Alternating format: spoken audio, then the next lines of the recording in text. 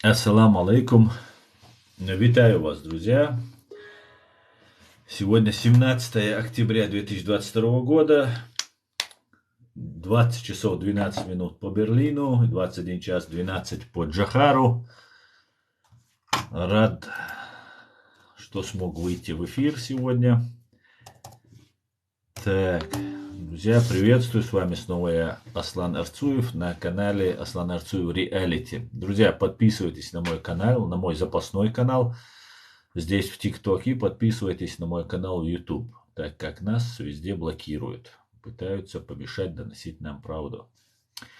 Наш канал в YouTube запрещен в фашистской России, канал Реалити, поэтому призываю всех подписаться на зло фашистам, чтобы фашисты знали, что правду они утаить не смогут, как бы они нам ни запрещали. Далее, друзья, подписывайтесь, ставьте лайки и распространяйте ссылку на наш комментарий. Борис, большое спасибо за подарки. Большое.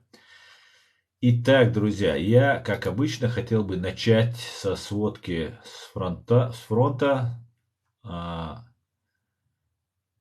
и рассказать вам про потери русистов в русско-украинской войне. Потери, конечно, колоссальнейшие у русских за прошедшие сутки. Не помню сейчас точно, там, как обычно, около 300-400 человек. Ну вот у меня какие-то тут задержки с интернетом. Ну все, открылось. То у меня такое бывает. 320 уничтожено на сегодняшнее число. Итого цифра достигла 65 420 оккупантов, 8 танков за прошедшие сутки, боевых бронированных машин 12, артиллерийских систем 10 и 1 РСЗО. Анти-аэркрафт противовоздушная 1 штука, самолетов, вертолетов не сбито, но мы знаем, что в России разбился один летающий русский гроб, и уже говорят, что это Буданов. Длинная рука, раньше был, как его звали-то, украинский националист, Ярош, визитка Яроша. Теперь визитка Буданова везде. Но это хорошо. Буданов это русский человек, украинский гражданин. И пускай хорошо знают, видят, что разделение идет не по этническому признаку, а по идеологическому или даже мировоззренческому. Так, БПЛА уничтожено 17 штук за сутки, крылатых ракет ни одной, всего 316, кораблей 16 и 0 за сутки, 10 автомобильной техники и цистерн и специальная техника 1. Слава Украине! Так, приветствую Леонид, приветствую Владимир Израиль, шалом с Израиля, шалом, Борис, слава великому народу Ічкерії. Дуже дякую, Борис. Слава украинскому народу, слава ЗСУ. Вы просто делаете историю, парни. Вы просто даже не представляете, насколько важно то, что вы делаете для всего человечества. Итак, в Ейске, в Мордоре, разбился самолет, он упал на жилой дом, убил людей, как обычно, без этого они не могут. Потом, ну вот Бутусов сообщает 11 часов назад, что тоже была битва, воздушная битва над Украиной, и потеряли самолет, по всей видимости. Разбившийся самолет со звездой здесь на крыле лежит. У меня там много будет всего самого. И Су-34 в Краснодарском крае вылетел с аэродрома в Ейске, вероятно, для нанесения удара по Украине. Однако после взлета у самолета возникла неисправность, когда самолет летел над жилым массивом Ейска. Вместо того, чтобы отвернуть бомбардировщик в сторону от жилых домов, российский летчик решил спасти только свою жизнь и катапультировался, не предприняв попытки отвернуть, и бросил свой самолет прямо на многоквартирный дом. Дом пылает, рвутся боеприпасы, погибло не менее 10 человек. Доступа ко всем пылающим квартирам до сих пор нет. А пилот спокойно приземлился на парашюте, хорошо заметном на фото. Спас свою шкуру, что там с другими не важно. Российский пилот показал Ейску, что творят россияне в Украине. Бросают неуправляемые бомбы по жилым домам, убивают без разбору. Летчик-убийца, которому не жалко ни своих, ни чужих, который живет и летает ради зарплаты наемника. И вот здесь фотография, как раз взрыв и раскрытый парашют. Слава Украине, что тут скажешь? Так, салам из Азербайджана. Салам, Азербайджан. Салам, Алексустас. На Бахмуте жмут. Салем, салем. Виктор, я понимаю, что наши жмут или оккупанты наступают? Так, поясните, пожалуйста, друзья. Так. Есть видео, конечно. Тут смотрите, еще зэки проснулись. Давайте я вам включу, чтобы вы послушали все. Буквально 40 секунд. Ну, вы увидеть не сможете, к сожалению, только послушали. Давайте я вам сейчас включу это видео. Зэков массово уничтожают, бросают на убой. И зэки поняли, что их решили не досрочно освободить, а досрочно закопать. Да, добрый день, звонил мой друг с Харба, именно с зоны, да, именно, и у них зачислено было на войну, именно, недели 3 назад 375 человек, именно, да, с Харба поехала на войну, заключенных. Знаете, сколько вернулось? 52 человека. Все, именно, нема этих дурачков. Пошел второй призыв в зону, никто ехать уже не хочет. Хотели петухов пошкребать, первым призывом их не брали, петухов именно, а брали таких именно, там, козлов именно, всяких, такую нечисть. А это именно петухов пришли подребать, так петухи не хотят ехать. Мне Кент звонит, говорит, никто, ни один человек больше с лагерей в Харбе не поехал. Говорит, вы что гоните именно на смерть ехать? Так что вот такие друзья. Вот такие вот, друзья, дела. Никто не хочет ехать, все осознали, что все не очень хорошо. И слава Богу, слава Богу. Как говорил Шамиль Басаев, чем хуже для России, тем лучше для нас. Так, давайте я сейчас почитаю ваши комментарии, друзья. Салам алейкум, ва алейкум салам, ночи.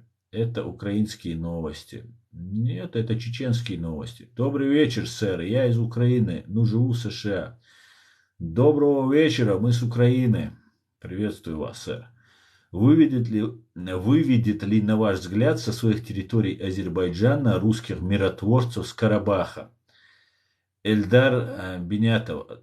Абсолютно точно, Эльдар. Россия как государство в нынешнем виде перестает существовать. И Азербайджан восстановит полностью территориальную целостность свою и контроль над своими ранее оккупированными фашистами из России и Армении территориям.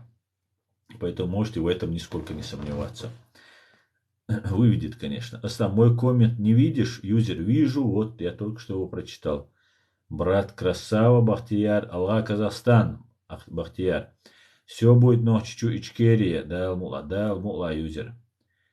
Так, пользователь поделился. Друзья, делитесь ссылками и приглашайте своих знакомых и друзей. Задавайте ваши вопросы и ставьте лайки, пишите ваши комментарии, как говорится. Рашки капут. Да, юзер.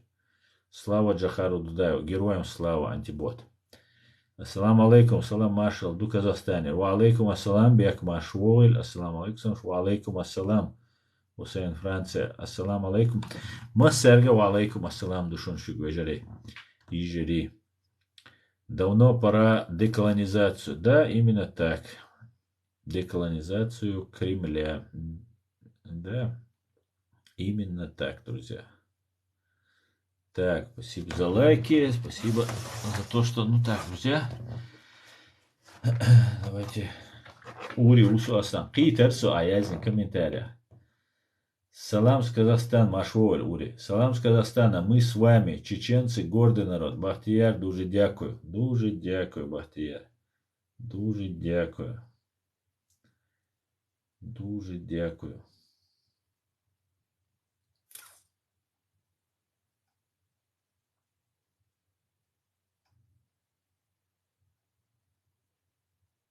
Так, свобода из тюрьмы народов. Так, давайте комментарий. Свобода из тюрьмы народов. Так, окей. Я жду Коран, который мне из Турции отправили. Круто, круто. Так, еще новость вам хорошая. 725 миллионов долларов дополнительной военной помощи для Украины выделили Соединенные Штаты Америки. Дополнительные боеприпасы для Хаймарс 23 тысячи. Представьте только, сколько обрушится на русских оккупантов. Артиллерийских снарядов 155 миллиметровых.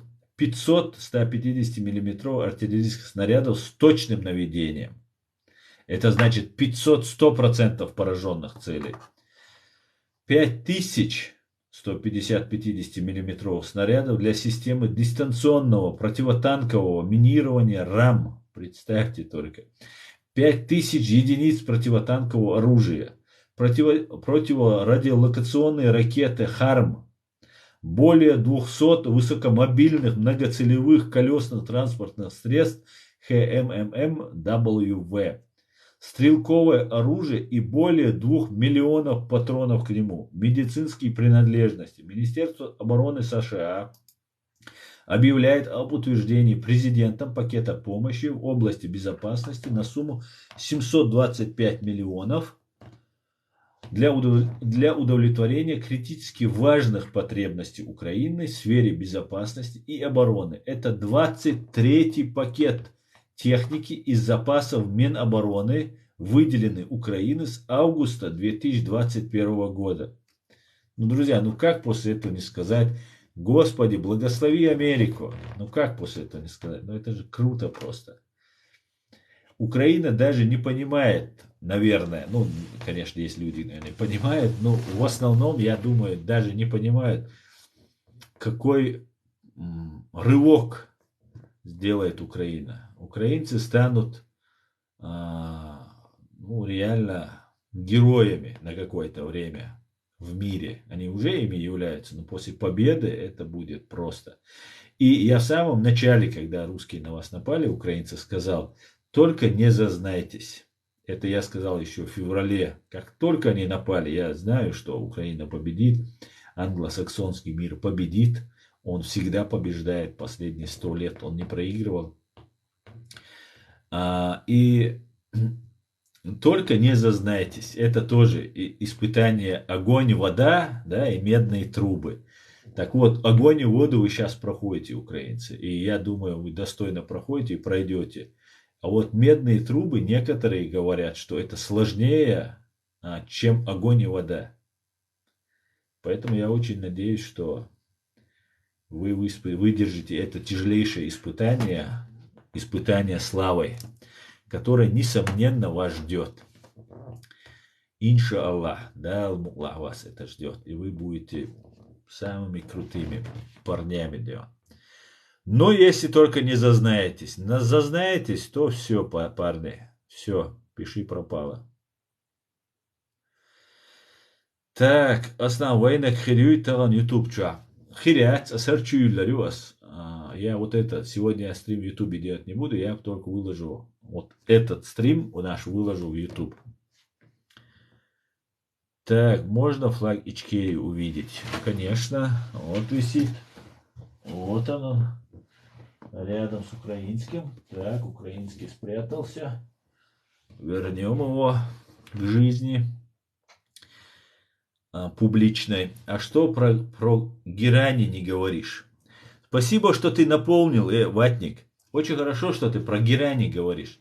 Смотрите, россияне, имперская фашистская Россия, они враги всего человечества. Это факт, который скрывать или отрицать бессмысленно. И одними из врагов являются мусульмане.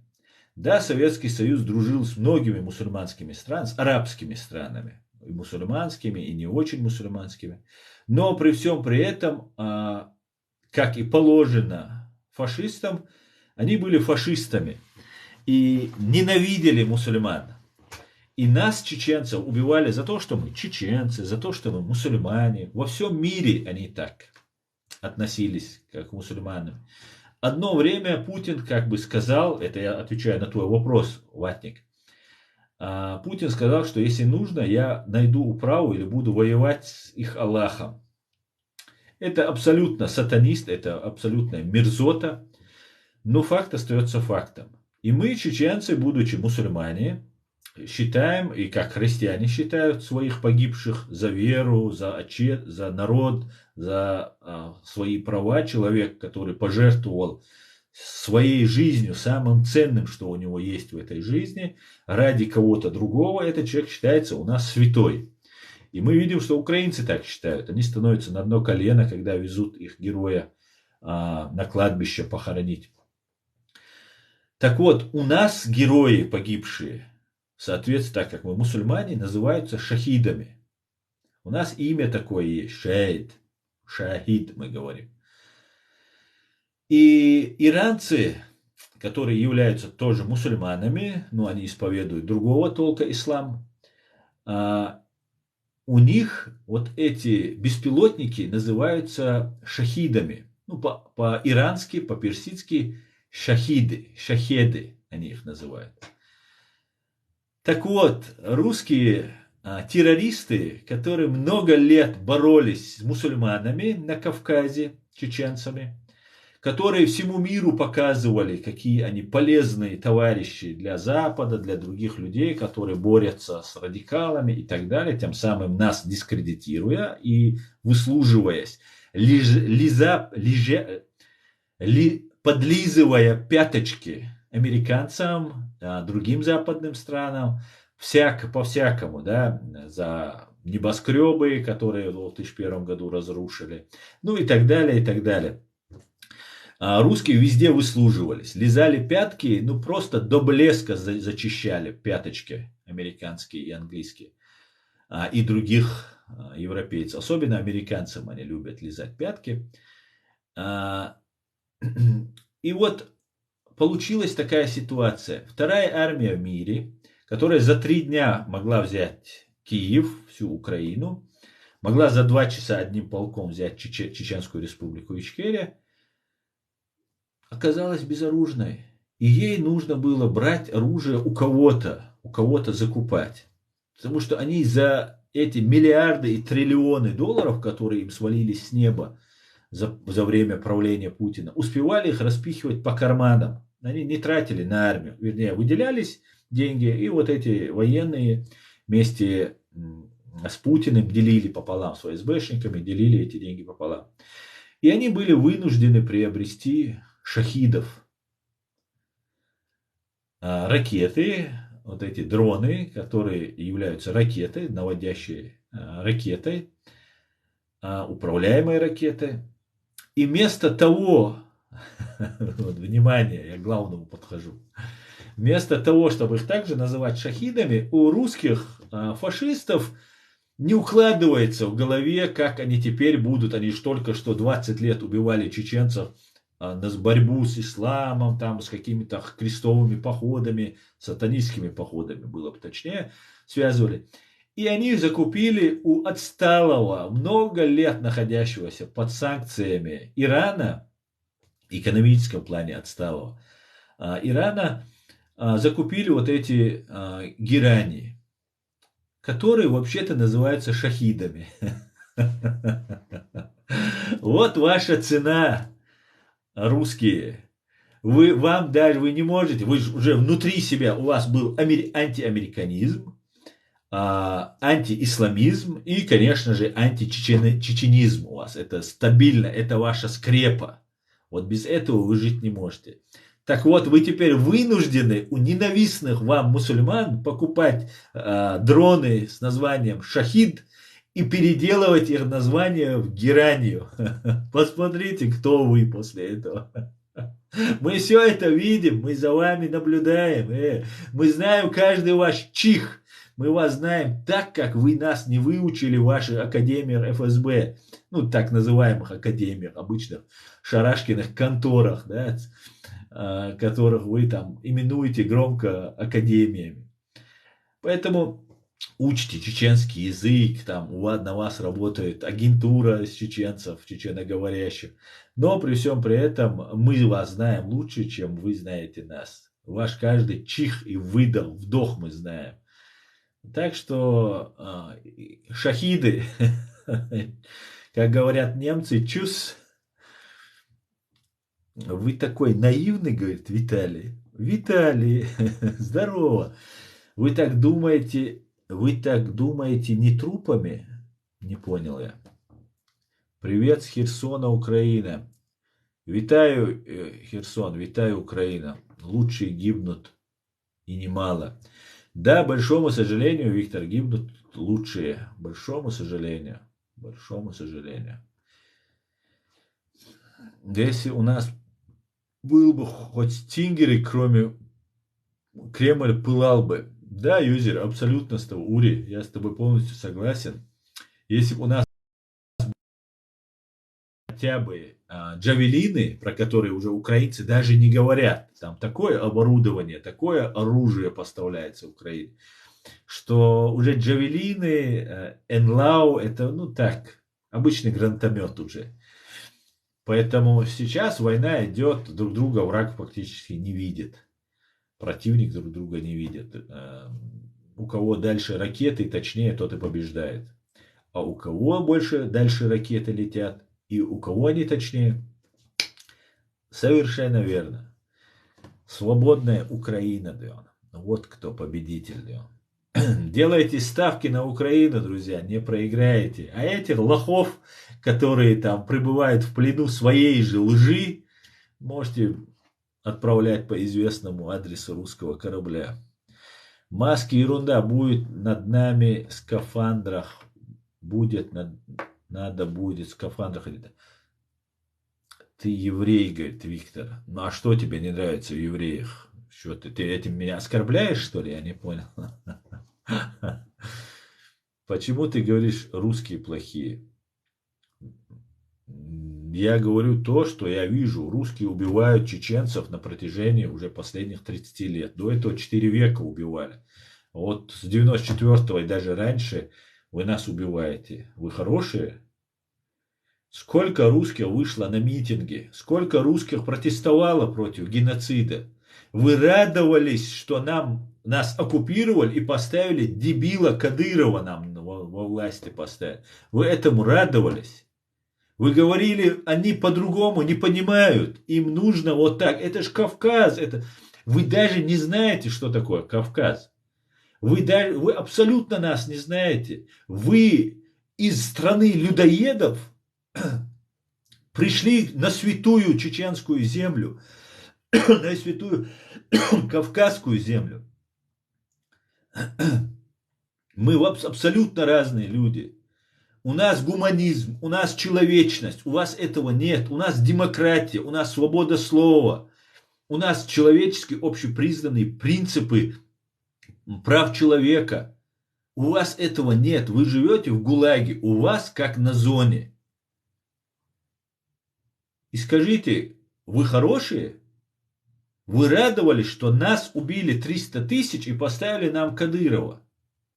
Теперь у вас на всей территории ваш Кадыров, Путин, это же Путин был, Кадыров, он ноль. Кадыров, он никто. Вам его рассказывают, преподносят там, как торпеду его используют. Но теперь у вас все установился этот режим. Вы хорошие. Вы же сами до этого довели. Мы вас предупреждали. Вы можете зайти на мой YouTube канал. Последние 4 года я только об этом вам кричу. И вам, русские, тоже. Вас ваша власть взрывала в 99 году, чтобы обвинить в этом нас и напасть на нас. Понимаете? Вы предали 307 русских, убитых Патрушевым и бандой ФСБ. Директором ФСБ Патрушевым и бандой ФСБ. Вы предали своих русских. Еще были теракты, огромное количество. И везде сзади торчат уши ФСБ. А тут с поличным поймали. Что вы сделали? Вы пошли топить в крови чеченский народ. За то, что вам люди, с которых поймали с поличным на месте преступления, Сказали, что это сделали чеченцы. Вот вы кто. Я отношусь нормально к нормальным людям. К неимперским русским я отношусь абсолютно. У меня есть друзья такие же неимперские русские. Но к имперским русским я не могу относиться хорошо. Вы извините, но между нами слишком много произошло. Вы этого не заметили. У вас работа, быт, дела, там свои какие-то вещи. Извините, мы это пережили. У нас самый древний народ на Кавказе. Мы 5000 лет, как утверждают историки, живем на Кавказе. Нас меньше миллиона. Миллион нас был, вы нас убили 300 тысяч. Сейчас мы опять немножко набрали. Нас минимум должно быть 20, 30, 50 миллионов. Вы нас убивали на протяжении 4 веков с момента установления вот этой вашей фашистской империи. Но мы не сдались, и я живой пример. От таких, как я, почти все чеченцы.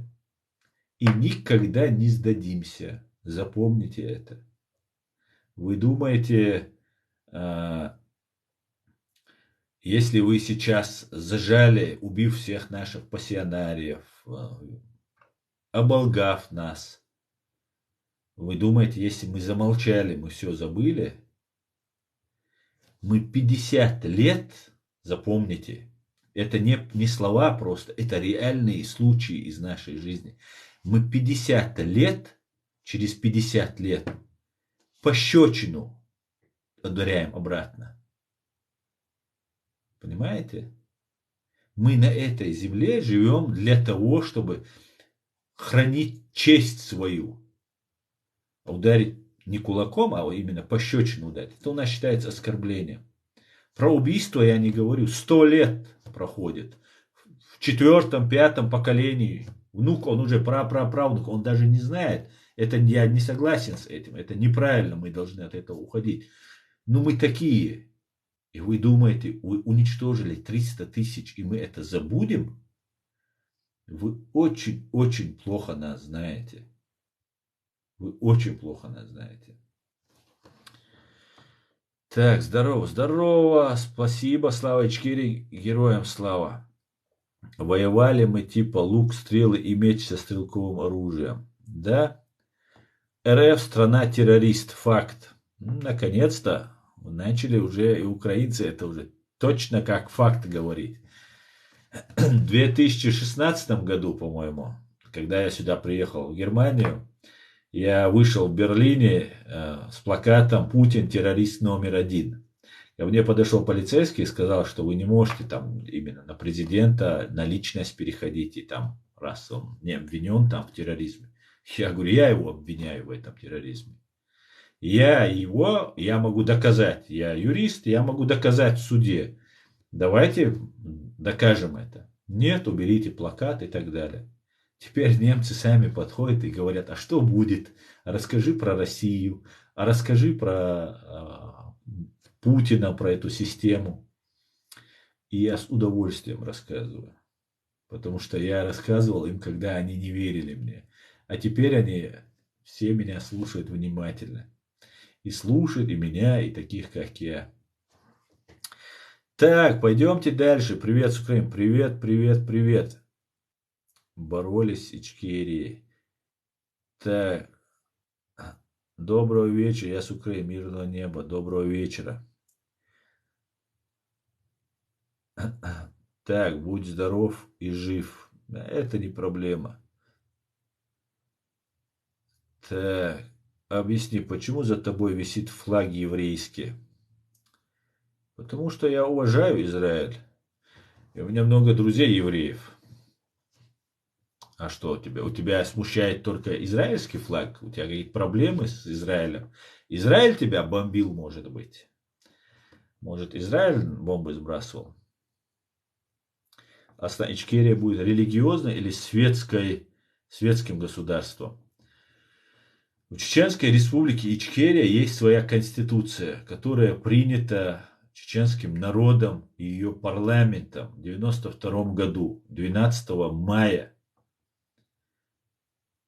И мы будем жить в соответствии с этой Конституцией. А в ней первая статья гласит: Чеченская Республика является светским, демократическим, правовым государством. И все остальное нам не может являться законным для нас. Только светская, демократическая, правовая Ичкерия. Так, я знал некоторых полевых командиров во время войны в Ичкерии. Отлично, только не полевые командиры, а командиры. Слава Украине, героям слава. Казахстан за Украину. Все будет ночью, чучка. Да, мол, есть атомные ракеты. А если атомные ракеты применит? Не применит. Не применит атомные ракеты. Потому что самое ценное в фашистской России не 90 миллионов его населения, безвольного рабского населения, а жизнь Путина и банды ФСБ. Так вот, однозначно, стопроцентно ему заявили: если ты нанесешь удар по Украине, ты получишь незамедлительный ответ. Британия сказала, что не согласовываясь с другими членами НАТО нанесут ядерный удар. Европейские страны сказали, что такой удар покажет, будет сокрушительный для России. Соединенные Штаты Америки сказали, что мы уничтожим всю группировку, которая находится на территории Украины, и их флот. Пускай попробуют. Никогда они не применят ядерное оружие. Он вот этих мобилизантов, вот этих чмобиков, частично мобилизованных, чмобиков, будет массово годами, при возможности, посылать пока на эту войну, на убой. Потому что каждый день этой войны – это его жизнь. Как только он проиграет эту войну, ему нужно будет запереться в Москве, ощетиниться ядерными бомбами, своими вот этими орками вокруг себя, Пригожиных, там разных других соберет, и будет обороняться, и гонять вот этот бедный, многострадальный, фашистский русский народ.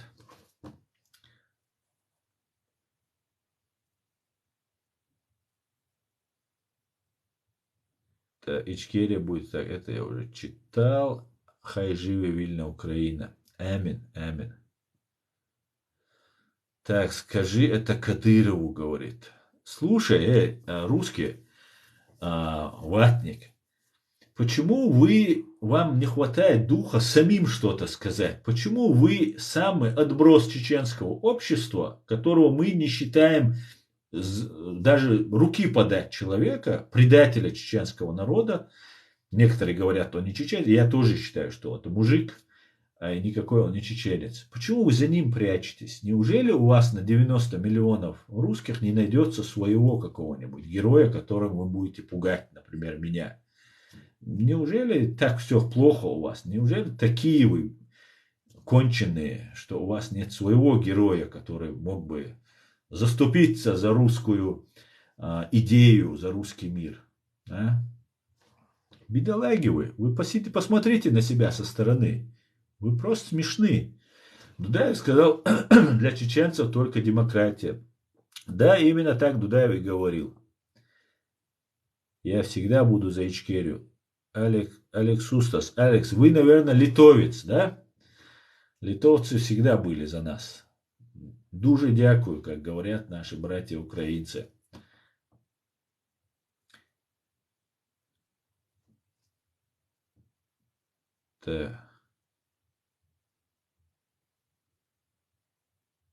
Так, слава Ичкерии. Героям слава.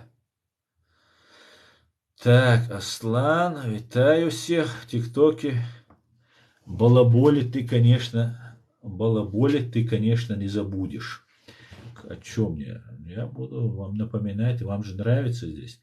Вы YouTube канал мой запретили на территории фашистской России? Запретили. Я зашел сюда в ТикТок. И вы тут заходите, я не знаю, вы мазохисты, что ли? Вам нравится, что я говорю? Ну да заходите, слушайте тогда. Вы живете в Германии? Да, я живу в городе Гамбурге. Халло бин фон ит. А кто лучше Путина? Бедолага. Спасибо вам огромное. И вам, Наталья. Привет из Дортмунда. Витаю, Дортмунд. Как ты говорил, слава Америку, но Чеборс 95. Смотрите, 95 это все подхолопные, которые сюда заходят. Я много им объяснял, там 95 не ставьте там и так далее. Это люди, которым русские, оккупировав нашу страну, присвоили номер 95. Как они присваивают номер Крыму, сейчас другим регионам аннексированным будут присваивать или уже присвоили.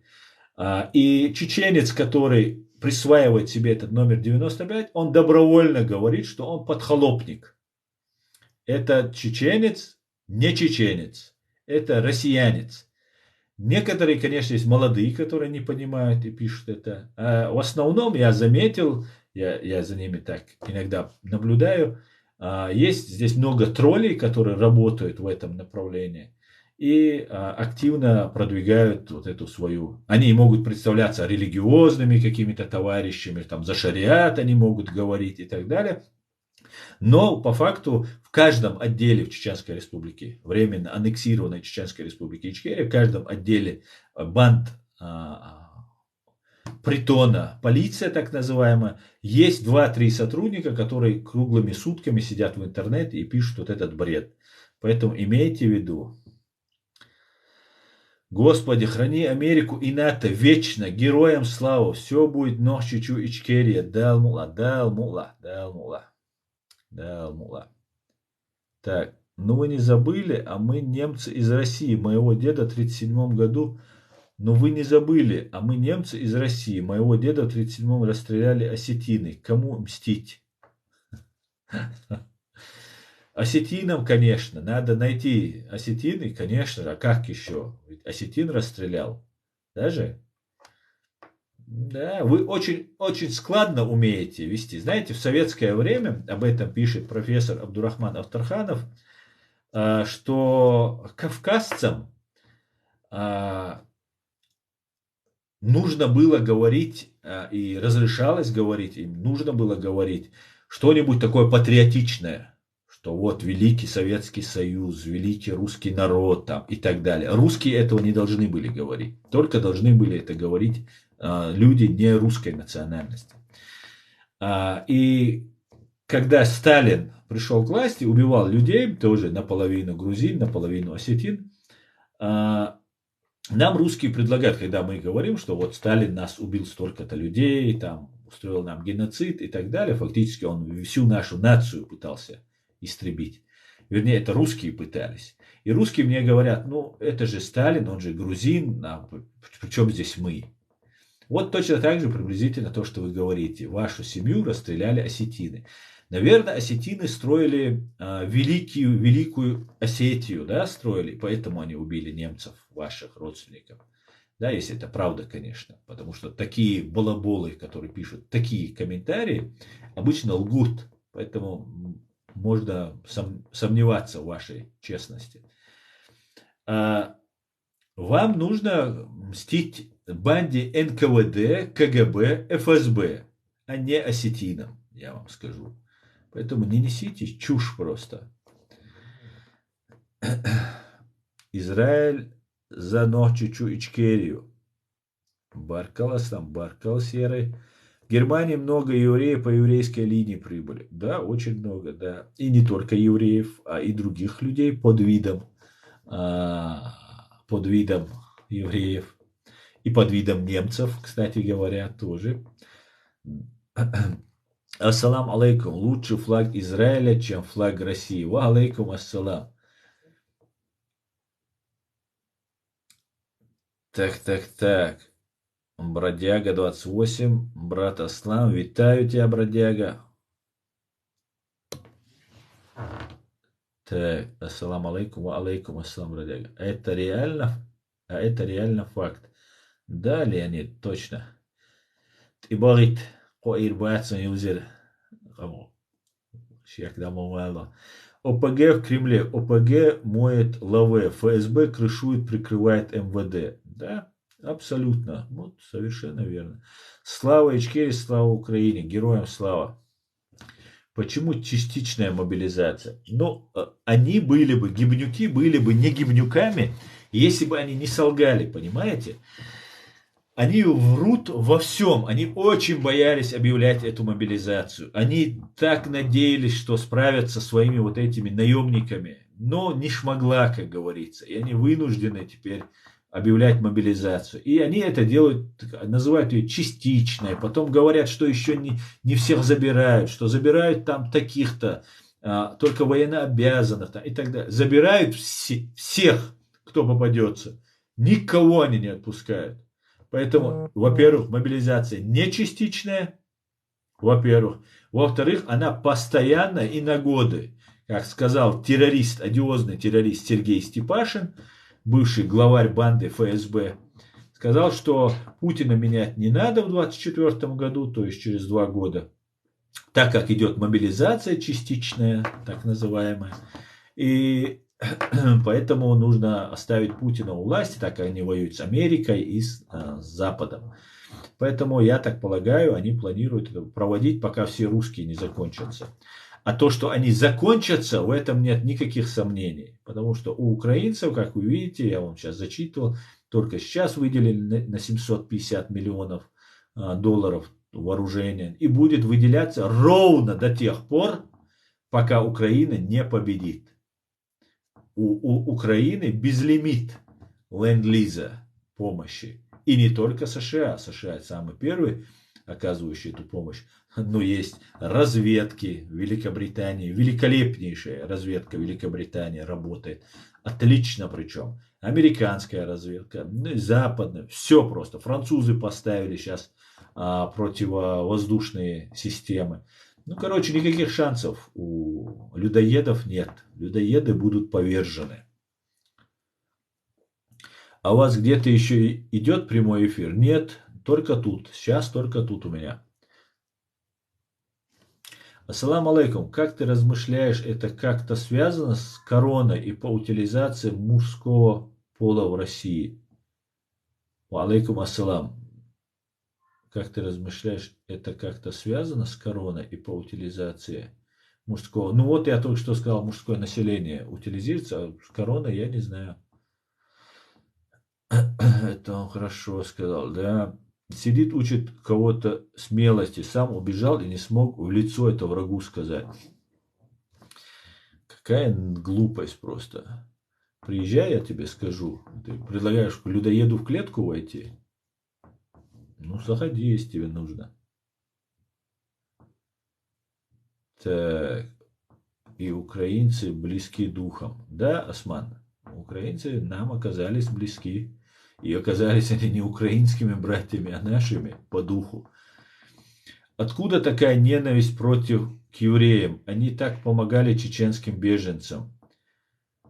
Евреи очень много сделали. На самом деле, вот это незаслуженно забытые моменты, когда евреи вели себя достойно, не выпячивались, не гордились, а вели себя очень даже объективно. Но когда мы начали там строить халифат, там всех евреев убивать, там всех Иерусалим захватывать, там весь мир там в халифат превращать, там и так далее, ну просто, ну никто же не будет заниматься, да, ну кто хочет, что помогать тем, кто тебя завтра потом будет репрессировать и сжигать в печах, как когда-то это было. Ну, это нормальное поведение. Я также поступил бы, если бы евреи ко мне так относились бы. Я бы тоже сказал, ребята, пожалуйста, наш Джахар город захватывать и нас превращать в пепел не нужно. Давайте вы как-нибудь сами.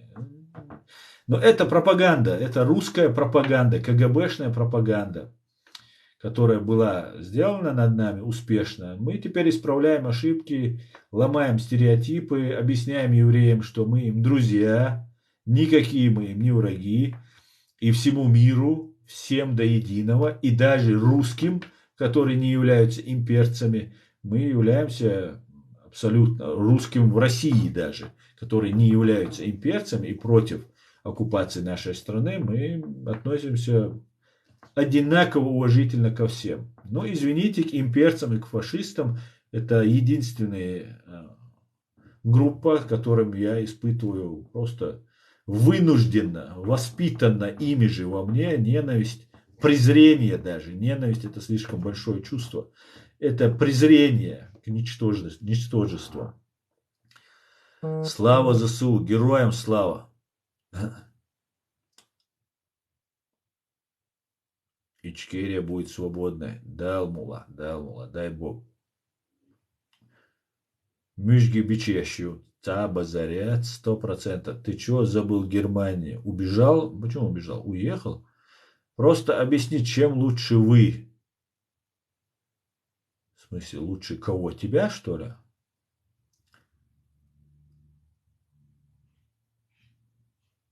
Так. Спасибо за подарки, Людмила, все, кто дарит подарки, спасибо вам. Гражданин X, вы себя ведете чудовищно.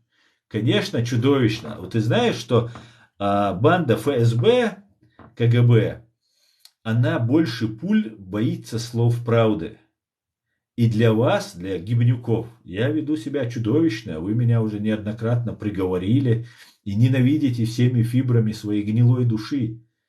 Ну, какой привет, такой ответ. Мы, чеченцы, вам ничего не забудем. Вам весь мир не забудет.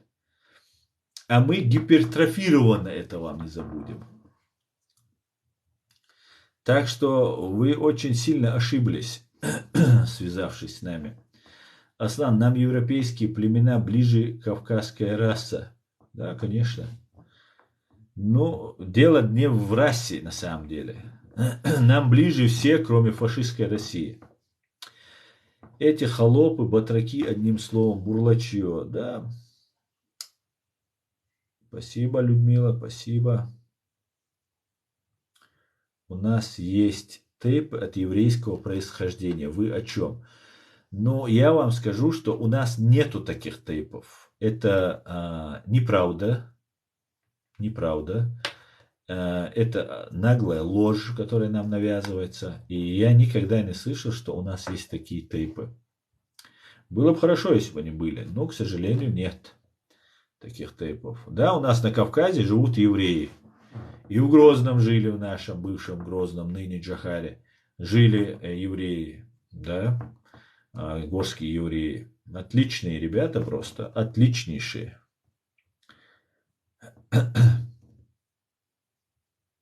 Привет, ты не обижайся, но не ошибись. Не понял тебя. Общую мобилизацию могут объявить, и каким будет общая мобилизация? Да идет общая мобилизация. Не верьте их словам, смотрите на их дела. Лейпциг, идешь вслед за русским кораблем. Если есть вопросы, подъезжай в Гамбург. Я тебе объясню, на все твои вопросы тебе отвечу. Büyüstük hil dal yüzel, dal yüzel, ночью, dal yüzel, ночью. Так, бог болбуар. Дадел шейт кучур. Здравствуйте, здравствуйте. Вижу часто в ТикТок, что грузины нас не любят. Говорят, мы воевали против них в войне с Абхазией. Да, грузины так говорят. Это большая ошибка и заблуждение, что они так говорят. Есть некоторые, которые нас не любят. Есть среди грузин вата, которая за Россию.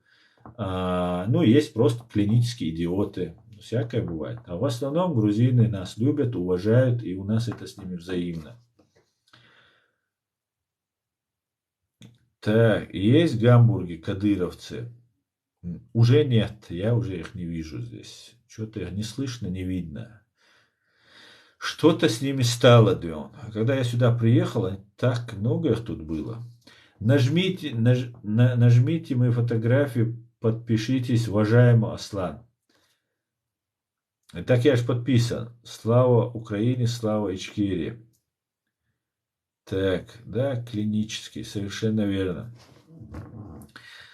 Так, друзья, что еще вам рассказать? Я еще немножко побуду с вами.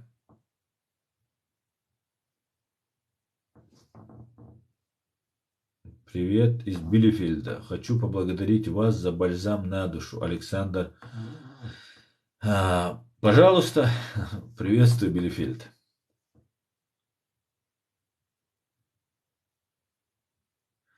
Ya diyor işte bizim. Bizim bu ha. Bizim büyük çayı açıyor yani sürekli şeye gel. Yaş yaşlı. Ha? حامله вообще что я не ازده كدير في سيلة بوش يلشل حامله أنا مش كشان يوخ اللقاء أحيكو ألديس حامله سمجو ينسيو كريازده نوحشي يعياتسو نوحشي يعماياتسروا مش كشان دوخ دل دخل لشو وين يوقع جوبي وزير بو شاويق زيدنك بلتات دينال وزيروات زيدنك وزيرو. Так, я тут неправильно говорю не про Бога и не про мусульман. Так, все будет. Ну, чуть-чуть Далмула. Я поважаю мусульман. Дуже дякую, Александр. Нужно уважать всех. Так, друзья. Здравствуйте. А как вы считаете, кто бы мог стать следующим президентом Ичкерии? Даже вам мне задает вопрос. Здравствуйте.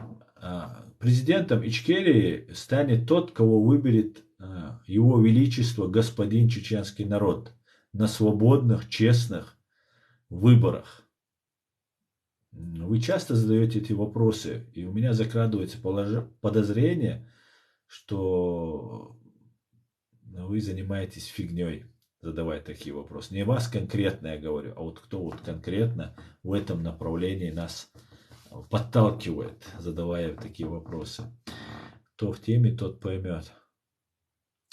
Хохан уахвелла. Сосай нохчи коман уахвелла. Сон цандас. Ахчел цаделла. Цасуам цаделла. Сайчуата лил шу. Шадик сайчуата дешау. Ахой Хосан беши. Шисуам цадельча. Куак дабоккар долш дать. Ах был тать цадеш. Ахчен дуалил шалш. Шаш жолик ши бандит шуи. Ком предатель шуи хуш. От и при личном обществе, что дистрель метак бац, боти о, что гойтерду, что дух лойзер что уже шаяр дисан далла муач уахоиш нишу, цадейлер дисан. Аллах все видит, Аллах накажет каждого. И теперь, несмотря на то, что мы полностью разбиты врагом, убиты все наши лидеры, захвачены все вот эти агентами влияния на нашу свободную Ичкерию, с религиозных, там, ичкерийских, демократий, везде. И вы видите, на наших глазах нам ничего делать не надо. Мы только констатируем, мы только предупреждаем наших американских друзей и украинских друзей о том, кто такая и что такая фашистская Россия, имея колоссальный опыт. Мы ничего не делаем. Но вы будете зачищены все имперцы и подхолопники. Будете зачищены.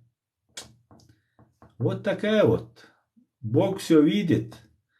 Бог за все спросит. Что на Махмуэттер тхуахал тиадисаниш Humajotsa dikarieshsan tchodu ashu rasqsh dohqa del rasqi moat büch rasqsh doshkhich tsan uliba tsadesh dat shash icha shunu muatter shayuq daurdu dudav so olar gaishun chich olar ja dushun muatter shdershun walla oshuk bagam begar wallahi begar lichna asqayq durkshuk Ичу халга, и кадыра, варгасшам, бог беллаш, бюсер бэкшун, соуц.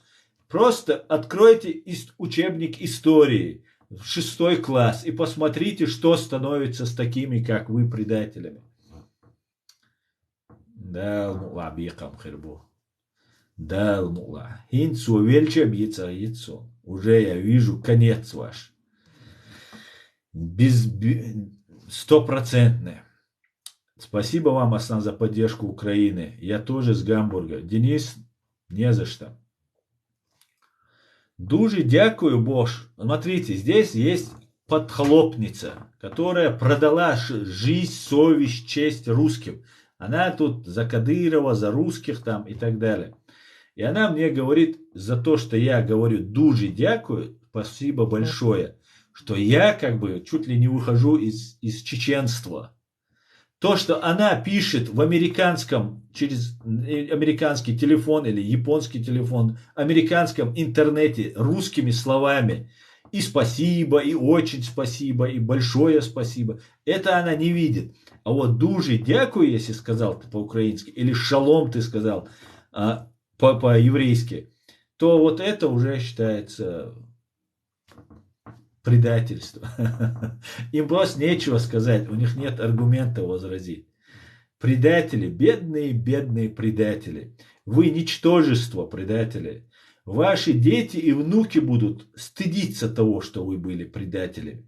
Вам никогда в этой жизни не будет счастья. Те деньги, которые вам давали за нашу кровь, за продажу интересов чеченского народа и нации, они вам не пойдут впрок. Вы всегда будете нуждаться, вы никогда не будете счастливыми, в отличие от нас. Мы всегда счастливые. Даже в тюрьме находясь, мы бываем счастливы. Потому что мы свободны, мы не предали никого. А вы ейнтяи, Юшо, ейнтяи. Так, будет ли Ичкерии такая же поддержка, как Украина от международного сообщества? Михаил Изра, я думаю, такой поддержки, как ленд-лиз, ее не будет. Ленд-лиз для воюющей страны. Но если мы сумеем договориться с Соединенными Штатами и станем военными союзниками, то на территории Чеченской Республики Ичкерия будет создано государство, как когда-то было создано государство Израиль после Второй мировой войны. Чеченская Республика, которая понесла колоссальные потери в этой русско-чеченской войне, после суда над фашистской Россией и террористической бандой ФСБ будет, как после окончания Второй мировой войны созданное государство Израиль, будет создано государство Чеченская Республика Ичкерия. Открою небольшую вам тайну. И в этом процессе, в этом трибунале над фашистской Россией, как когда-то над нацистской Германией, красной линией будет проходить преступления, совершенные фашистской Россией по отношению к нашему народу. Несмотря на это, вот эти мерзавцы и подонки, за 2 рубля продавшие совесть, честь, весь свой народ, память этих убитых людей, причем у них да, из своих родственников есть там убитые, продавшие, отцы, матери, братья, сестры у них есть. У меня никого не убили в этой войне из близких родственников, из близких. И меня это задевает. Я не понимаю, что у них внутри просто. У того, у кого отца убили, мать убили, брата убили. Так вот, когда будет этот процесс, как тогда было заложено государство Израиль, вот благодаря евреям оно было, конечно, заложено в первую очередь, ну и при поддержке Америки и Англии, также будет заложено чеченское государство. Это будет очень крутое, очень цивилизованное и продвинутое государство. Так что после войны жду вас всех в гости в Чеченской Республике Ичкерия. Поддержки такой у нас не будет, возвращаясь к твоему ответу, но если мы заключим военный союз с Соединенными Штатами, желательно войти в НАТО, но если хотя бы мы заключим, нам этого достаточно, военный союз с Соединенными Штатами, у нас все будет в шоколаде, друзья. Так, ассаламу алейкум, брат, шалом Израилю, шалом. А у вас что, выборы бывают? Ты не поверишь, пока не пришли русские, у нас всегда были выборы.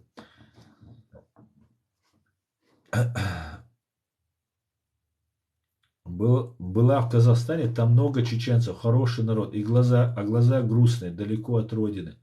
Да, Виктория, и вы знаете, каким трагическим способом мы попали в этот Казахстан. Это колоссальная потеря была для нас. Русские хотели нас закончить полностью, чтобы мы закончились. Мач сатюс нохч маршунан дал дохил сакам от мюжкша эмине Аллах эмин нохчиа. Аллах атту больше. Вей эл, вей манго, вей эл. Так, просто у вас ваш сайт закрытый. Я хочу написать, а там требовать деньги ТикТок. Я не понимаю, о чем вы говорите. Какой сайт у меня закрыт?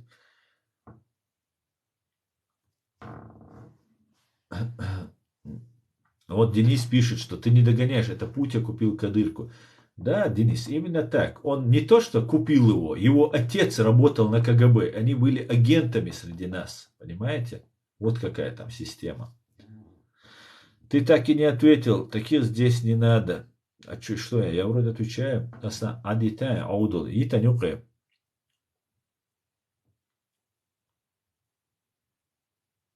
Так, все правильно. Так, привет. Знаете, они сюда заходят, они же не мазохисты, наверное, я так надеюсь. Они заходят по работе, они на работе. И их задача отвлекать нас от темы, которые я могу какую-нибудь донести до вас. Это их задача. Поэтому я буду их игнорировать. Ну, иногда отрывать их, чтобы не расслаблялись. Привет из Вуперталя. Спасибо за поддержку. Привет, витаю, Украина. Как относитесь к Рубате? Никак я не отношусь к Рубате. Я ее видел на митингах и думал, она так же, как и вы все, думал, что она ичкерийка. Теперь она выяснилось, что она не ичкерийка. Все, никаких контактов, никакой связи у меня с этой женщиной нет.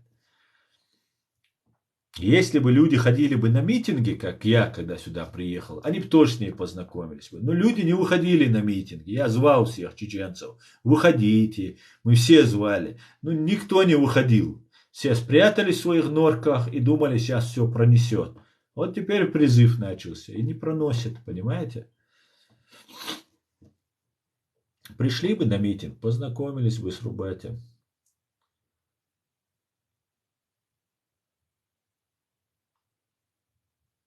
Иншалла. А мы ждем Украине. Супер. Да. Кому мы нужны в НАТО? Ну, во-первых, НАТО это военный союз, как мы понимаем, да, Портман? А кто лучшие воины на этой земле?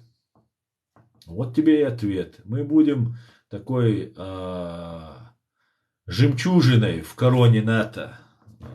Поэтому, я думаю, нам будут там рады. Конечно, нам нужно дорасти до определенного уровня, там должна быть дисциплина, там много-много чего, условия, подготовка, образовательный уровень, много чего там нужно подготовиться, коррупции в самой стране не должно быть, там огромное количество требований, просто так там не берут, только в каких-нибудь экстренных случаях. Поэтому нам нужно, конечно, попотеть. А это наша безопасность. Мы в НАТО, я хочу, чтобы мы вошли не для того, чтобы получить от этого какое-то эстетическое удовольствие, а для того, чтобы это была безопасность на поколение для наших детей и внуков. Мы обязаны это сделать. И для этого нужно попотеть. Так, уважаемый Аслан, напиши другой аккаунт мой, канал. Так, Александр, нормально все, я вам напишу. Я вам писал, я вас взял в друзья, вроде бы. Все нормально, я не знаю. Иншаллах, чеченцы, воины бесстрашные. Можем ли подготовить уйгурский батальон против Китая? Я не знаю, как вам ответить на этот вопрос. Ну, как я могу готовить батальон уйгурский против Китая? Где я, где Китай, где уйгуры? Да, уйгуры также страдают, как и мы. Да, им тоже не так, как чеченцев их убивают китайцы, но их убивали на протяжении долгого времени. И, конечно же, на какое-то сопротивление они должны оказывать. Но я просто не знаю, я этим как-то не особо. Это не моя тема. Аса, я за тебя. Мне нравится твой подход к политике и к государственности. Продолжай в том же духе. Дуже дякую, Портман. Рейс Хуйлон. Подготовить уйгурский батальон в Украине. Но если уйгурский батальон начать готовить в Украине против Китая, то Китай может начать помогать России. Сейчас он как бы придерживается нейтралитета. Поэтому, мне кажется, я не думаю, что украинские власти согласятся. Ну, хотя, не знаю.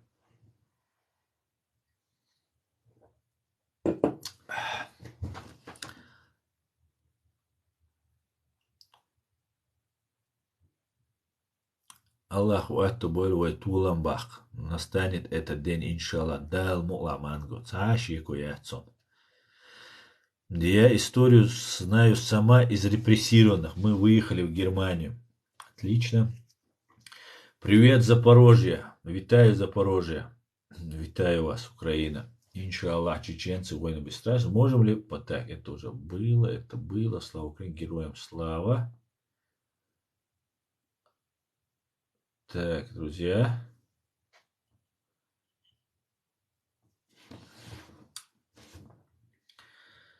Как-то так. Спасибо.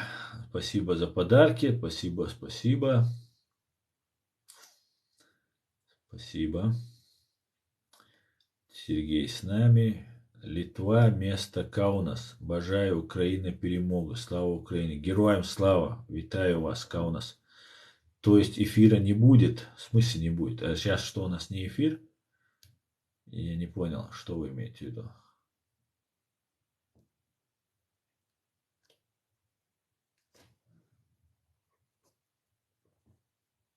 Так, так, так.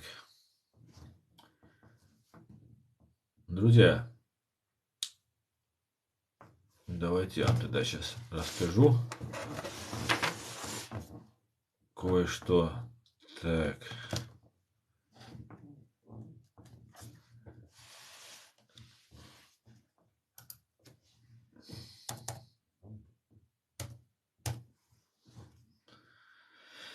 Пишите ваши комментарии, друзья. Ставьте лайки, а я вам расскажу немножко новостей. Так, так, так. Так, так, так.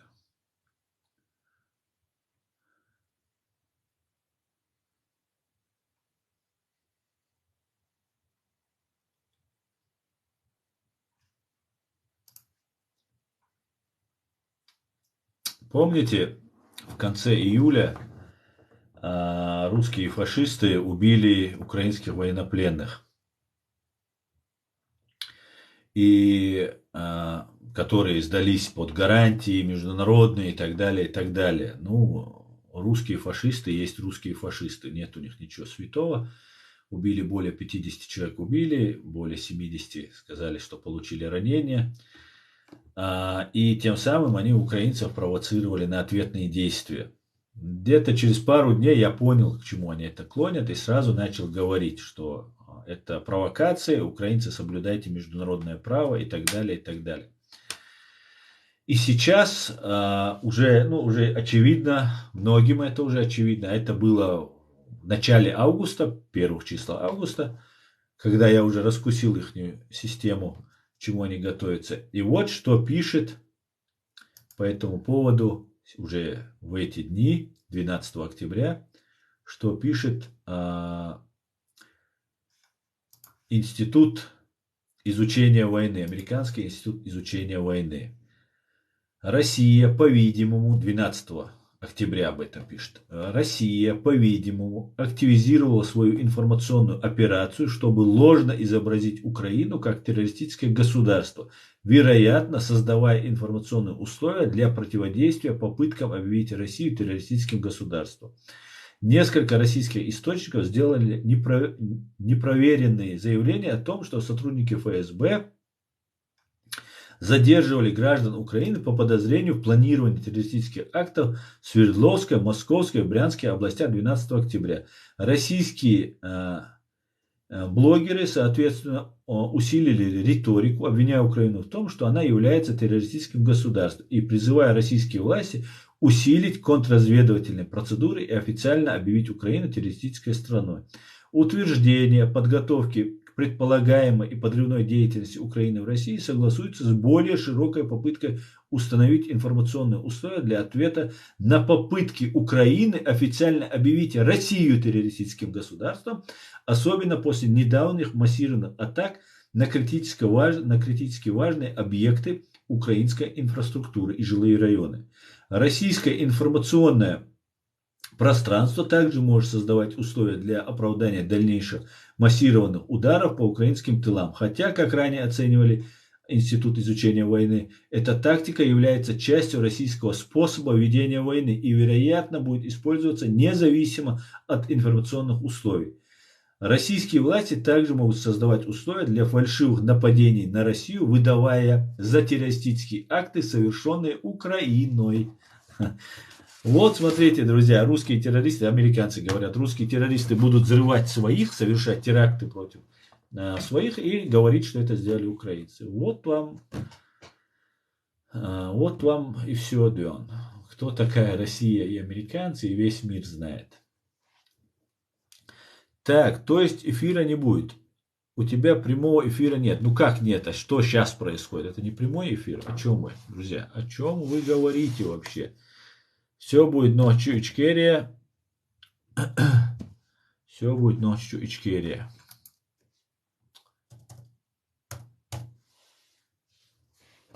Так.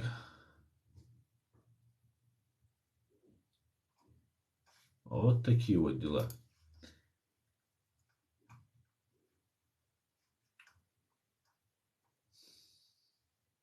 Давайте я вам дам послушать русского террориста. Когда начиналась война, друзья, ну сейчас я вам дам послушать, Губарев есть такой один преступник. Когда начиналась эта война, русские террористы, ну она уже началась, имеется в виду, до широкомасштабной войны, это, наверное, было, ну, лет, наверное, 7-8, как раз перед самым началом этой войны было.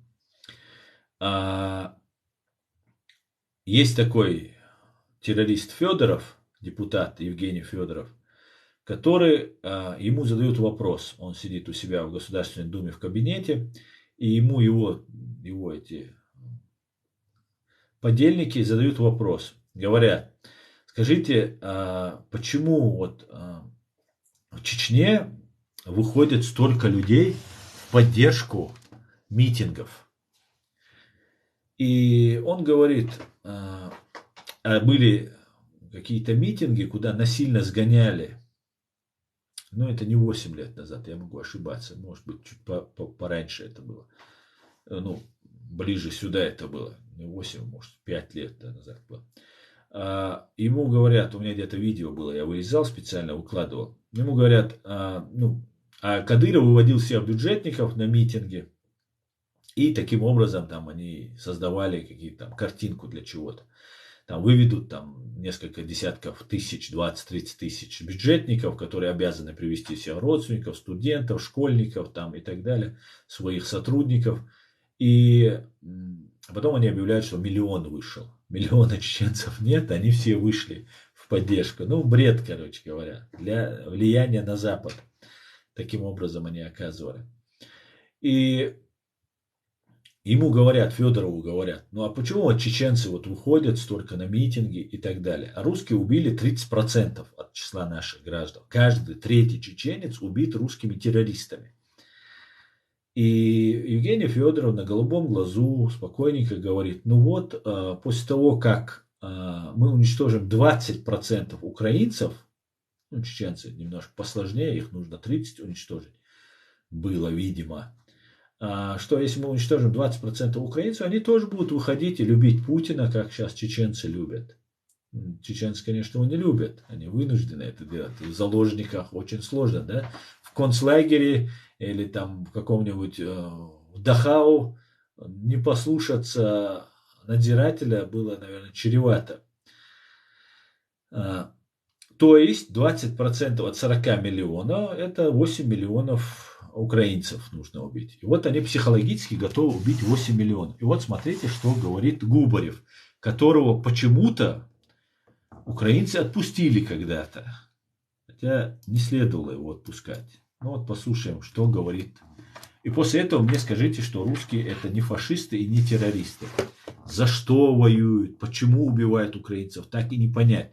Если русские обижают русских в Украине, то почему бы не создать программу и не забрать их всех в Россию? Огромная же страна.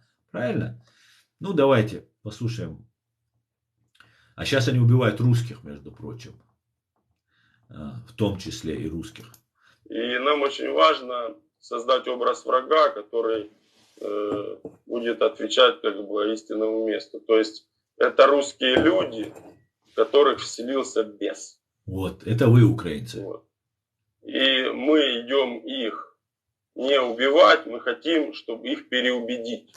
Внимание. Но если вы не хотите, чтобы мы вас переубеждали, мы вас убьем. Вот. Убьем сколько нужно, убьем 1 миллион, 5 миллионов, хоть всех истребим. Всех истребим. Пока вы не поймете, что вы бесноваты и вам надо лечиться. Мне комментировать, наверное, даже не нужно, правильно? Комментировать не нужно. Просто. И после этого это не фашизм. Значит, вы бесноватые украинцы, потому что я просто не знаю почему, просто ваша история, я-то знаю, почему они воюют против вас. Им нужна ваша славная история. Славная история, чтобы вот эти миллиардеры, КГБшники, которые разворовали всех русских, а русские просто дебилы, которые позволяют себя обворовывать, а потом еще идут воевать за то, чтобы вот эти их обокравшие по наследству на законных основаниях могли передать эти свои капиталы. А для того, чтобы на законных основаниях передать эти капиталы, из них нужно сделать дворянство. Они уже дворянами себя называют, эти КГБшники. Но без украинской истории, не получается у них. Она фейковая, как обычно все у них фейково, все придумано. А вот без настоящей славной украинской истории Руси, ничего не получится, Киевской Руси. Поэтому они идут против вас воевать. А вот если вы не соглашаетесь быть подхолопными, как вот дама, которая тут писала, чеченоговорящая, то получается,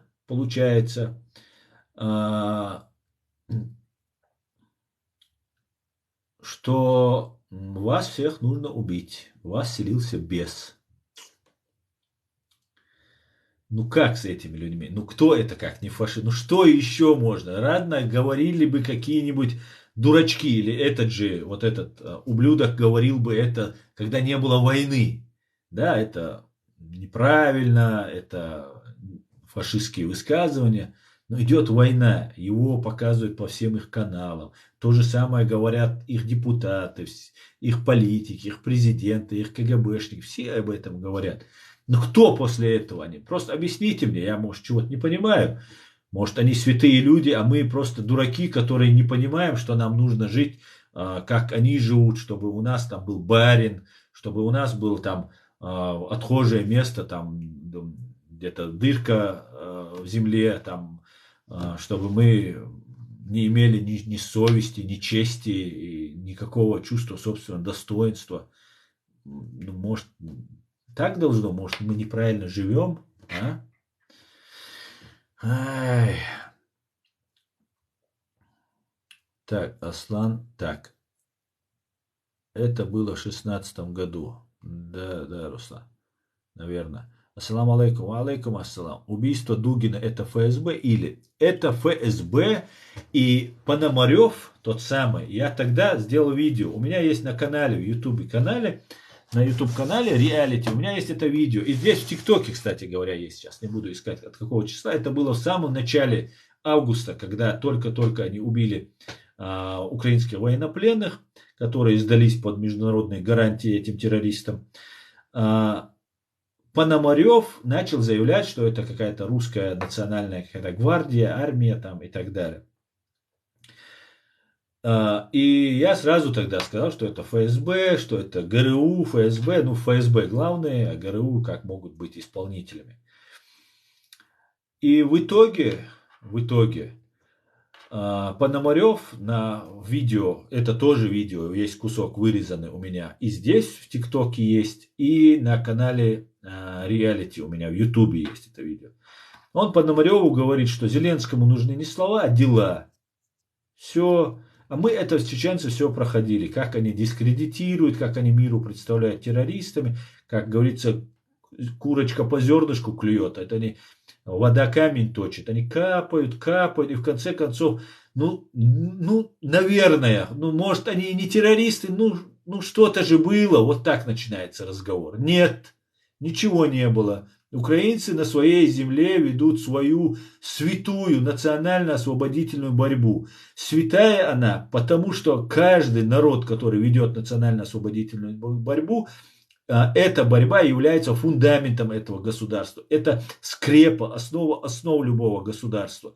И ни одно государство, которое не ведет такую освободительную войну, не может считаться государством или стать таким государством. Свободу никто не дает, к сожалению, в этом жестоком мире. Даже если, когда вы сражаетесь 4 века, вы можете проигрывать сражение. Главное не проиграть. Пока не признал поражение вот здесь и вот здесь, ты не проиграл. Ни украинцы, мы не признаем поражение. Но это так. Напоминание очередное. Так вот, этот Пономарев говорит, что Зеленскому нужны не слова, а дела. Ну все, я понял, что сейчас пытаются президента Украины дискредитировать, сделать его террористом. Потому что сейчас Россию будут представлять террористами. Вот они всячески пытаются что-то сделать для того, чтобы подняться до уровня Украины они не могут, очиститься и стать такими же, как украинцы, они никогда не смогут. И тогда они вынуждены опустить Украину на свой уровень, запачкав ее теми, той субстанцией, в которой они живут, вольготно плавают, себя хорошо чувствуют. Вот они кидают эту субстанцию и пачкают таким образом, пытаются пачкать Украину. И вот американский институт войны, он подтвердил то, что я несколько месяцев уже говорил, я призывал Пономарева арестовать. Немедленно арестовать его. Почему до сих пор не арестовали, я не знаю. Может, для каких-то еще дел он там, может, будет нужен. Но я считаю, конечно же, Дугину взорвали свои же ФСБшники. Я не утверждаю, что ее не убили, но я полагаю, что ей сделали пластическую операцию и спрятали. Труп мы увидели только макет какой-то, который в гробу лежит. На месте взрыва мы обгорелого ничего не увидели, просто горит машина и Дугин там стоит. А Дугин должен сейчас начать, как Гиркин, Дугин, должны сейчас начать вот этими мобилизованными, они сейчас хотят объявить какую-то народную войну, что вот они будут сражаться. Гиркин честный там, такой правильный, якобы честный. На самом деле Гибнюк абсолютно до мозга костей. Он говорит там определенные вещи, и на самом деле абсолютно непорядочный, нечестный, неблагородный, мерзавец, и как положено Гибнюку. Другого там быть не может. И Дугин, у которого погибла дочь, и сейчас он начнет там рассказывать, что вот он, мстя наша сильна, мы будем мстить, мы будем побеждать, и так далее, и так далее. Это все окажется фейком очередным, ничего у них не получится, но то, что это произойдет, я это говорил с момента подрыва этой машины. И Дугину, скорее всего, я считаю, что так как это взорвали ФСБшники, так как Дугин, Александр, или как его, он себя вел соответствующим образом, я предполагаю, что ее не убили. Это была операция прикрытия. Там, вероятно, был труп или человек, которого подставили в качестве трупа. Потом живое, целое тело нам показали, лежащее в гробу. А эти специалисты по макияжу могут из кого угодно, что угодно там слепить. Из воска что угодно они делают, маску накладывают, подкрашивают, и любой труп можно сделать очень симпатичным. Но обычно так не делают, обычно гроб закрывают, если там обгорелый, там еще что-нибудь с телом произошло. Но тут нам решили показать, доказать, что она лежит в гробу там и так далее. Поэтому я не думаю, не исключаю, что ее убили. Ее могли убить, конечно же. Но я полагаю, что ей сделали операцию, и она где-то спрятана. Это такая операция по дискредитации Украины. Вот как-то так. Аслан, что ты думаешь насчет Абдул-Хакима Украины? Я не знаю, о ком ты говоришь. Я не понимаю, о ком ты говоришь. Все, кто имеет отношение, хоть какое отношение к Закаеву, я понимаю сейчас ты о ком приблизительно говоришь. Все, кто имеет отношение к Закаеву, я не имею ни одного отношения с этими людьми, ни с кем. Я Закаеву, его окружению выразил давным-давно недоверие.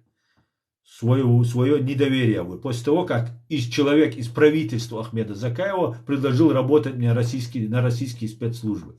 Все, там я поставил точку с этим правительством, с этими людьми. Там какие-то там интриги, спецслужбы, там английские, турецкие, там что-то там мутят, и русские, конечно же. Это меня не интересует, это не мое дело. Я занимаюсь чисто интересами чеченского народа. Мне нужно только, чтобы права чеченского народа хотя бы отчасти восстановили и наказали виновных, совершивших преступления против нас. Остальные вещи меня не интересуют. А кто-то там воевал, ну и кто воевал, ну воюет, молодец. Надо воевать в своей Чечне, а не везде. Волосы на голове от такого встают. Да, интересно, это война против бесов или против людей? Это война против сатанистов кремлевских. Скажите, кто правит миром? Клеопатра. Клеопатра, давайте делать это вместе. Давайте вместе будем с вами править. Они любят свои преступления перекидывать на других. Да, они всегда так делают. Совершенно согласен с вами. От Дугиной. Папаша смеялся на похоронах. Да, там это большая спецоперация. Вы увидите, сейчас вылезет Гиркин, он станет великим полководцем, его может сделать сейчас министром обороны или там каким-то там идейным вдохновителем. Потом вылезет Дугин, он тоже будет нам рассказывать, как он за дочь, пепел дочери стучится в сердца каждого из нас там и так далее, и так далее. Они потеряли инициативу, они ее уже давно теряли, они ее окончательно сейчас уже потеряли, да? Они уже ничего не могут. Кто-то курит там на мосту, вот этом Бигфордовском шнуре, кто-то в Белгороде опять покурил, опять кто-то там в Крыму где-то покурили. Ну вот постоянно курят русские в неположенном месте, происходят какие-то у них взрывы непонятные. Не знаю, почему это происходит, ну что-то у них случается. И они потеряли полностью инициативу, у них нету ничего, а без духа выиграть нельзя. И выиграть или перехватить инициативу они уже не смогут. Слишком много произошло. С ними даже не воюет, как они говорят, НАТО. НАТО за 24 часа уничтожило бы всю армию и весь флот фашистской России. За 24 часа. И разбомбили бы к чертовой матери Кремль с Лубянкой, если бы только в их сторону там вылетела бы одна ракета. Просто они соблюдают международное право, они соблюдают неприменение ядерного оружия, ну и как бы смотрят, изучают. Украинская армия набирается сил, да, кроваво, да, тяжело, с потерями. Но если бы не было бы этой Америки, не было бы этой Великобритании, русские же и так напали бы, правильно? Правильно, Янукович ведь был русским агентом, начальник СБУ ведь был русским агентом, начальник министра МВД ведь был русским агентом, министр обороны ведь был русским агентом. Это все была русская агентура. И украинский народ не захотел в таможенный союз Беларусь, Россия, Казахстан туда идти. Украинцы сказали, мы хотим Европу. Это наша гарантия наша для развития и так далее, для их будущего. Это нормально, естественно, твой выбор. Каждый человек хочет в своей стране для себя, для своих детей лучшего. Они сделали этот выбор. Их просто расстреляли. 100 человек, более 100 человек просто вышли и расшмаляли. Сперва побили студентов, потом еще вышли, а потом просто расстреляли. Вот вам законная власть. И тогда украинцы восстали.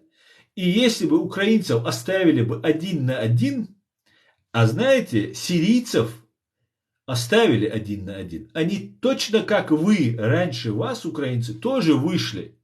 Но когда у них что-то пошло не так, а туда еще забросились разные джихадистские вот эти направления, и начали они строить шариат. Запад быстренько умыл руки и сказал, все, ребят, мы сюда больше не лезем, потому что у вас тут джихад, а нам это не интересно. Мы помогаем демократии.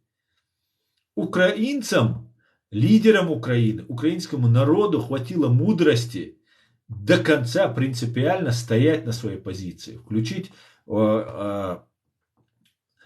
направление, да, украинского развития в сторону Европейского Союза, в Конституцию. И тогда даже не помогали европейцы. Только Великобритания, и то это не из Европейского Союза страна. И Соединенные Штаты Америки, конечно же. Вот эти две страны, ну и, конечно, страны Балтии, ну это вообще отдельная история. Это наши люди, они знают, что такое Советский Союз, что такое КГБ. Удалось выстоять. И поэтому украинцы должны помнить, благодарить. Я это говорю не как американец, я как чеченец говорю. У нас нет такого повода благодарить, как вам, западные страны. Но хотя мы благодарны и Америке, и Великобритании, и всем странам, которые нам помогали. Которые принимали беженцев, которые помогали нам информационно. Просто тоже говорили правду. Мы им благодарны. Хотя грязи на нас лилось очень много. Поэтому я думаю, все будет супер просто у Украины. И благодаря той помощи, которая оказывается Западом, Украина выстоит. Выстоит и станет в разы сильнее, чем она была. Украина станет самой мощной военной страной в блоке НАТО. Вы увидите это. Она уже ей такой стала.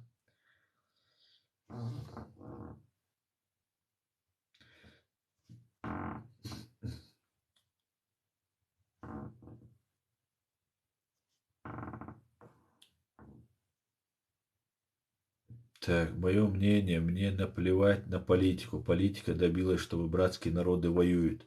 Если бы это были бы братские народы, они бы не воевали. Русские никогда не считали украинцев братским народом. Я, как человек, который прожил среди русских много времени, я вам могу сказать, не считали братским народом. Да, много смешанных браков, мы были в одной стране в Советском Союзе и так далее. Но я могу сказать, ни нас, чеченцев, ни украинцев, русские братьями не считали.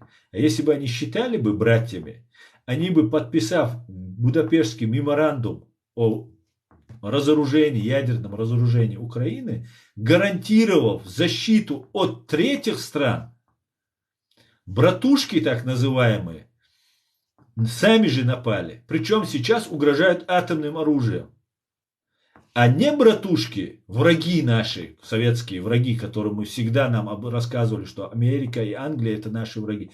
Эти две страны, которые не братушки, ну, которые подпись поставили, они теперь готовы нанести ядерный удар по России. Вы можете просто задумать за Украину.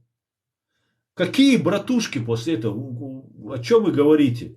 Да, есть хорошие, нормальные русские, но они не Каспаров, не Ходорковский, не такие, которые сражаются в Украине за Украину и так далее. Здесь не этническое разделение. Я русскими называю в принципе всех, кто воюет за империю, за русскую империю. Но есть русские, которые в нашей Чеченской республике Ичкерия воевали вместе с нами против Российской империи. В Украине есть такие же русские. Эти русские, никаких претензий нет. А вот те, кто называют, вот они братья, вот они настоящие братья, кто в окопе сидит, азербайджанец, грузин, армянин, чеченец, русский, вот они братья украинцев. На самом деле, боевые братья, так они и называются. А те, кто сидит и говорит там хохлы, мочи хохлов, там, это не братья, это враги, это лицемерные твари. Так, давайте дальше. Здравствуйте, как думаете, кто будет следующим президентом Ичкерии? Вот опять же такой же вопрос задаете. Я не знаю, кто будет. Чеченский народ выберет себе президента, поверьте мне.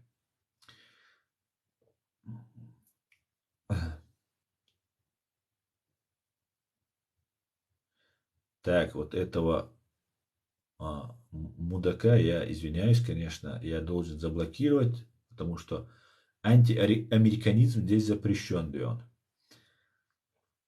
Почему Джохар Дудаев сказал про Украину так много лет назад? Как он мог тогда еще это предугадать? Он не предугадывал. Это были планы российского советского генералитета. Понимаете? В 1991 году, когда разваливался Советский Союз, он же не разваливался сам по себе. КГБшники решили перейти с колхозной своей экономики на рыночную экономику. Они не могли конкурировать с Западом. И они совершили мимикрирование. Они просто изменились. Сказали, все, поехал Ельцин в Америку, полетел и сказал, Господи, благослови Америку. Американцы расслабились, растаяли, тут империя зла сама пришла, стала на колени и произносит, Господи, благослови Америку. Ну все, теперь эти бандиты под нашим контролем. Все нормально, расслабились. Вот, у русских был план другой, у КГБшников, русских КГБшников. План какой был? Из СССР переформатировать эту страну СНГ, оставить КГБшников на местах, а всегда везде, в всех республиках, краях, областях КГБшники управляли страной, Советским Союзом. И затем потом вновь объединиться, перейти на рыночную экономику, и потом все опять соберутся в единый кулак. И тогда мы покажем Западу. А тем временем мы внедримся во все международные институты. Раньше советских граждан везде просто ограничивали. Да? Ты только подумай, что ты за Советский Союз, все, у тебя возникали проблемы. Потому что они грозились атомной бомбой там, и так далее, и так далее. Вот эта система, она была. Я это помню. Особенно здесь на Западе это хорошо помню. И в итоге они были вынуждены потерять некоторые республики, такие как страны Балтии, Украина тоже вырывалась как могла, там, и еще там кто как мог. А остальные все КГБ, вы просто посмотрите на все союзные республики, которые вышли из фашистского СССР, они там все управленцы были КГБшниками. Только вот в 3 странах Балтии, Литва, Эстония, Латвия, они сделали иллюстрацию, они пошли, у них была поддержка, они очень тесно были связаны с Западом. И им повезло, они справились с этой сложнейшей задачей. Надеюсь, до конца они справились. Ну да, они уже до конца. В НАТО вошли, у них все нормально, в Евросоюз вошли и так далее. Так вот, кто вырвался из этих цепких объятий Советского Союза, их нужно было вернуть. Кто не подчиняется, того силой. И первые оказались чеченцы на этом пути. Они везде конфликты мутили, везде пробовали. А Грузия оказалась, в Абхазии была война. Грузия тоже начала, а там был Шеварднадзе. Пришел сперва Гамсахурдия, потом Гамсахурдия они дискредитировать пытались и так далее, и так далее. В конце концов Гамсахурди погиб, и после этого пришел Шеварднадзе. И началась вот эта тема с Абхазией, там 3-е, 10-е и так далее. С Грузией все началось. Потом попробовали вернуть Чечню. Абхазия быстро все там у них решилось. Потом решили вернуть Чечню. В Чечню вернуть тоже хотели. Как сказал Джохар Дудаев, шел весь хромой муравей, его спрашивают: муравей, что с тобой, еще хромаешь, где-то пострадал? Он говорит: дошел, думал, сверчок, хотел отведать сверчка, да на окурок нарвался. Вот точно так же не справились с Чеченской Республикой так быстро. И Джохар Дудаев, возвращаясь к вашему вопросу, как он мог это предугадать, он не предугадывал, он знал их планы, как генерал советской армии. И он нам раскрывал эти планы. Ну, конечно, человек был высокого ума, интеллектуального ума, острого, хороший аналитик был, стратегические бомбардировщики, которые носили атомные бомбы, кого угодно не назначат. Да? Человек был очень умный. И этот человек понимал, что происходит в этой системе. И когда он понимал, что вот на Чечню напали, сейчас будет эта война, выстоять было очень сложно, если нам Запад не помог бы, а Запад нам не помог в той мере, в которой сейчас помогает Украине, даже в 10-й доле, да, какой 100-й доли, которая сейчас помогает Украине. И в итоге Джохар понимал, что мы проиграем эту войну, физически мы не могли противостоять, хотя мы ее выиграли, первую русско-чеченскую войну. И Джохар сказал, зная, что будет Крым, что Украина после Чечни, то есть он знал, что мы не выстоим, и он говорил чеченцам: сражайтесь, продолжайте сражаться. И теперь выросло поколение Залужного, других лучших сынов Украины, которые дали, вот Джохар Дудаев, и будет это нескромно чеченский народ, дал время всему миру подготовиться. И в первую очередь сейчас агрессию, отражающую Украине. Когда они смогли вырастить свободных людей, которые поверили, что они живут в свободном, независимом государстве, и что за это государство нужно сражаться. И вот мы видим результат. Весь мир поддержал Украину, украинцы доблестно сражаются, и никаких шансов у фашистской России больше нет. История имперской фашистской России закрывается на наших глазах. Конец ей настает. И будет суд, справедливый суд будет над фашистской Россией, над политическими и военными силами террористической России. Далмула. Ассаламу алейкум, Машуэль Аслан, Аллах рейс хулилон. Ва алейкум ассалам, Машуэль Суваш. Дудаев предупреждал мир, да.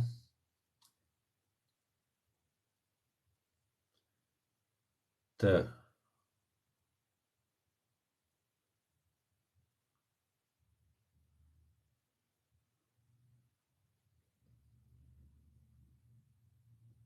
Так. Пойдемте дальше.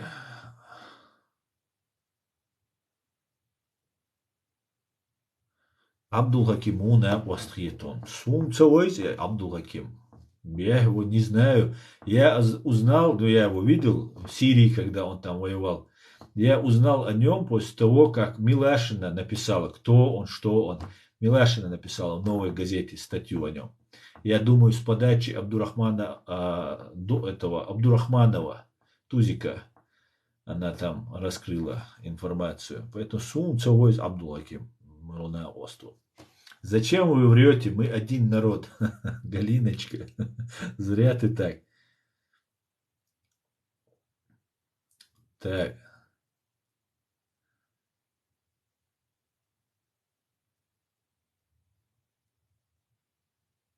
Ты лучше, если за Запорожье. Ты лучше, если ты за Запорожье. Так я за Запорожье.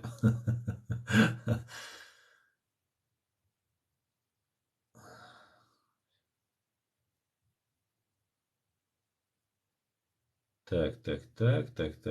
Ой, тут между собой я смотрю. Аслан 1100%, да. Так, Далмула. Где весь мир запад толка политики? Я не понял. Где весь мир запад толка политики? РФ мобилизует около 1 миллиона. Повлияет ли это на фронт? Не повлияет. Ничего. Да, конечно, будут потери, но ситуацию сломить не смогут. Иншаллах, они за нашу кровь ответят. Далмула, Диана, Далмула.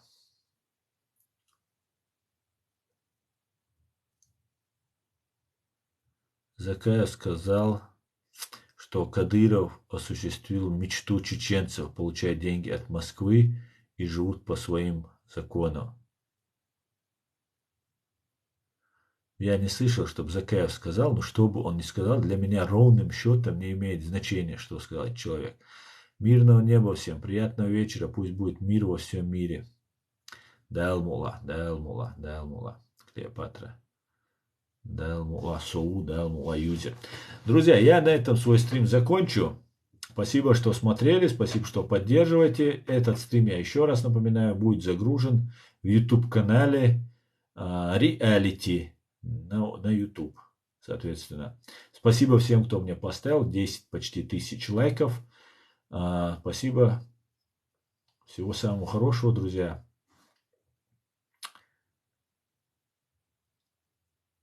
Всего самого хорошего. До свидания. Слава Украине. Все будет Ичкерия. Господи, благослови Америку. Адикюэль Маш Оль. До свидания, друзья. И вам спасибо, и вам всем спасибо, Андрей. Все.